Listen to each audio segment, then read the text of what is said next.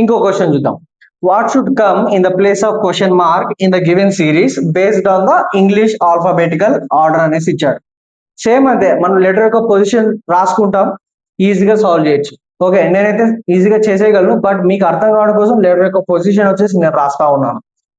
6, 14, 22, okay, 12, 21, 5, 24, 9, 23, 4, 16, 6. ఇక్కడ మీరు బాగా గమనించండి, ఒక ప్యాటర్న్ అయితే ఫాలో అవుతుంది. 6 + 6 12, 12 + 6 12 + 6 వచ్చేసి 18 అనమాట. 18 అంటే R. Okay, R. 18 + 6 24, 24 + 6, okay, 24 XYZ ABCD D అనమాట. సో ఇక్కడ ప్లస్ వచ్చేసి 6 యాడ్ అవుతా ఉంది ఫస్ట్ లెటర్.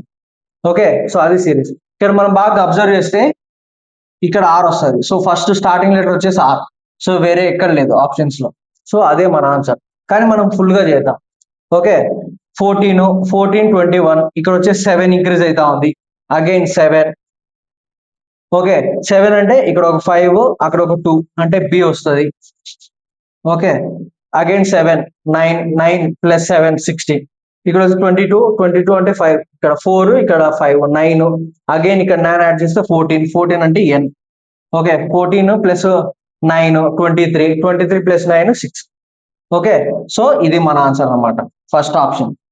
ఓకే, సో ఈ విధంగా వచ్చినప్పుడు మన లెటర్ యొక్క పొజిషన్ మనకి ఎప్పుడైతే క్లారిటీగా తెలుసో, అండ్ ఎంత అడిషన్ అవుతుంది, ఎంత మైనస్ అవుతుంది అనేది మనకు విషయం సరిగ్గా తెలిస్తే మనం ఈజీగా ఫాస్ట్ గా సాల్వ్ చేయొచ్చు అనమాట క్వశ్చన్స్. Okay, thank you.